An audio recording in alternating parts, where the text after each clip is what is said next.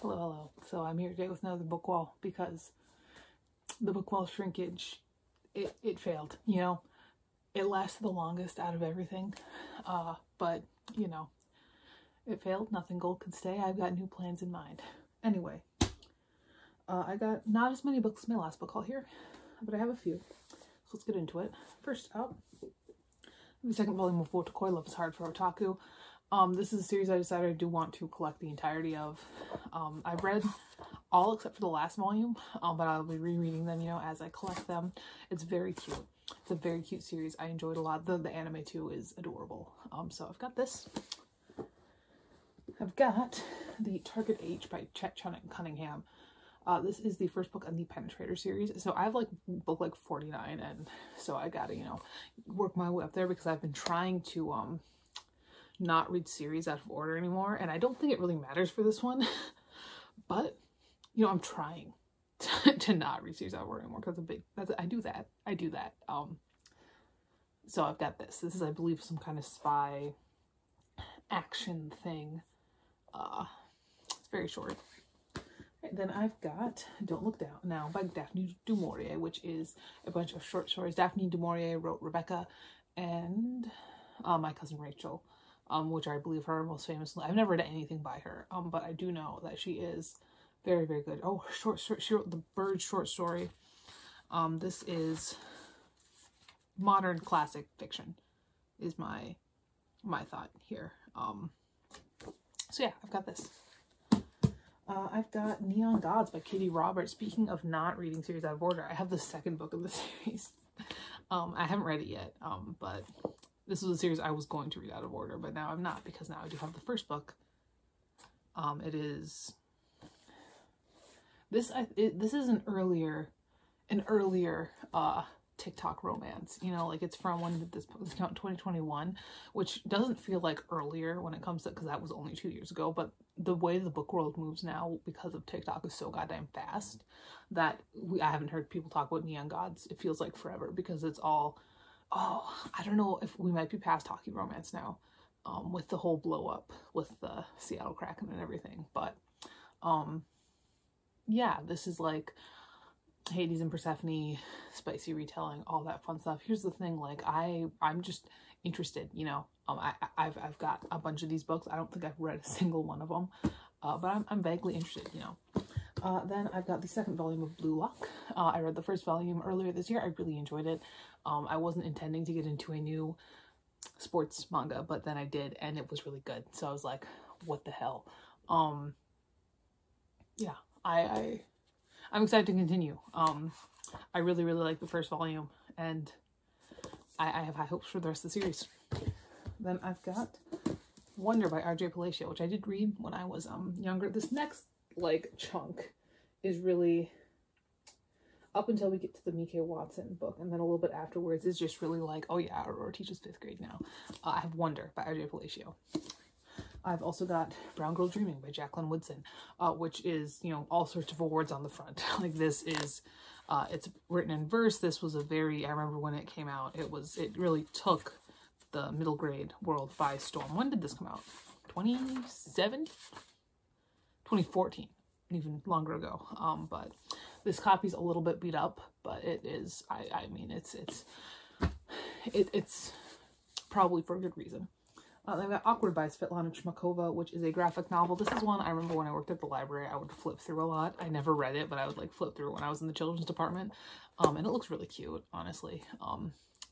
I'm also glad to see that Miss Chmakova is still writing graphic novels, because she was like been around for a while, you know, and now I think she's getting real popular with her stuff like this. A Night Divided by Jennifer A. Nielsen. She wrote The False Prince, which I also have here. And I read The False Prince when I was younger, and I remember it was really, really popular with my high schoolers, especially those that didn't really read all that much. It's a middle grade fantasy, but this is about the Berlin Wall. So that looks interesting, you know? And then we're away from that. So I got Broken Dolls Deliverance by Mike Watson, and I didn't like them at all. The book, not the author, their book, them. I'll put up a picture. I just thought it was really poorly done. I thought the writing was bad. But this one was interesting. This one looked interesting, and I want to give them another chance because, like, indie author supporting indie author thing, I guess. This one is longer than Them was, so that's pretty exciting. This is 260 pages. I hope it's better, you know. I hope that it's less clinical. I hope that it's more like it has more feeling to it. I like the cover. The cover's really cool. But yeah, I hope this one's better. That's my main thoughts. Then speaking of hockey romances, we were in Walmart. I got Icebreaker by Hannah Grace. This is like kind of one of the big main ones. This is you can tell I got it has a is this an actual sticker I can take off? It is. Holy shit. I didn't know that was a sticker I could take off. I thought it was stuck on there and it came off so clean. Awesome. Anyway, this was one of the kind of pioneers for the hockey romance. When did this come out? I bet you it's 2022. That's my guess. It was 2022. God, you know, there's an article I read that was like TikTok is making the publishing industry into fast fashion. People are talking about it because like the Fourth Wing sequel came out and it was just bad because they just made the author put it out so fast. I'm gonna say I agree with that. God damn, I'm speaking as somebody who puts out 6 books a year. Like, goddamn, it's moving so goddamn fast. When Twilight was coming out, we had like years and years of vampires, and now we're going like this. It's insane. But I did get this, because you know what? I was in college. My college got a hockey team when I was a sophomore, and the hockey guys were the most attractive guys on campus, and I'm not even gonna lie. They were. So anyway, then we got some more younger stuff. We got Dragon Ball Z Volume 3, which is an all ages manga, which means that once I read it, I can probably give it to my classroom. I got that.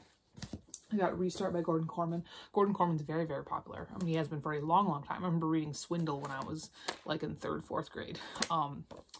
We got him. We got Click by Kayla Miller, which is another graphic novel. I got another Dragon Ball Z Volume 4. And then I got Carmilla by J. Sheridan Le Fanu, not LeFaux. That's the guy from Beauty and the Beast. This is a early vampire novel. I think I've mentioned this every time I mention any kind of vampire thing. I haven't read Dracula. And I haven't read very much classic vampire fiction anyway. But I've been interested in this for a while. And it's very short. It's a little novella. It should be a good time. I got Dragon Ball Z number 6 also. I got Pretty Face Volume 6.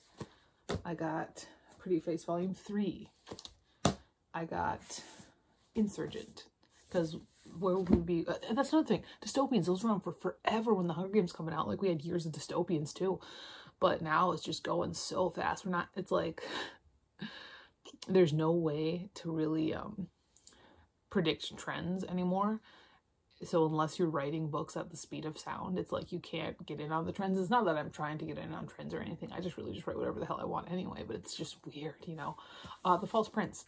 Like I mentioned earlier, I do have this one in here. This was a very fun book. It's a very fun series. There were like 6 books. I've only read the first 3. But yeah, it's a good middle grade solid fantasy series. A good time. I got Bleach Volume 16. Divergent. We got all sorts of, really what's left in here is stuff that was popular when I was in high school. So we got some John Green. We got Paper Towns. I got Looking for Alaska with the Hulu cover. Which I never watched the Hulu series. I feel like I should at some point, just because John Green was so huge. I guess these weren't popular. Cafe Occult Volume 1, which I've never heard of this. And I also got Full Metal Alchemist 3, which I have heard of. I got Let It Snow, which is, I guess, a Netflix. Can I take the sticker off too? Oh, it does come off, but it looks like it's going to be tougher than the Walmart one. Oh, it's going to rip. I can tell it's going to rip. And, like, if the sticker rips, I'd almost prefer it to not come off at all. Like, I'd almost prefer to keep it there if it's going to rip. Yeah, we ripped. Oh, God. Yep. Now it just looks bad. Great. Dear Evan Hansen, my little sister, is a musical theater nerd in a school that doesn't have musical theater, and she is obsessed with Dear Evan Hansen. There's this. And I also got My Dress Up Darling too, because I'm collecting the series because I thought it was cute. I read the 3rd volume and I thought it was cute, so I went back and I bought the first 2, and I haven't read either of them yet. So that's what I got. That's my book haul. Every time I say this, I have to edit over myself with words that say LOL. But hopefully this is the last one for a while, and hopefully this time it fucking works. I've got a new plan. Again, LOL. If you see LOL over my face, you know that I've failed. But next year, if it's November 25th, right? November 25th, I'm gonna make a spreadsheet, a fancy spreadsheet that is in addition to all my other book tracking spreadsheets. I'm a spreadsheet freak, and that'll maybe help. I just know it's flashing LOL like right on top of my face right now. Let editing me put it. I just know it. But yeah, that's where we're at right now. That's everything. That is everything. Goodbye.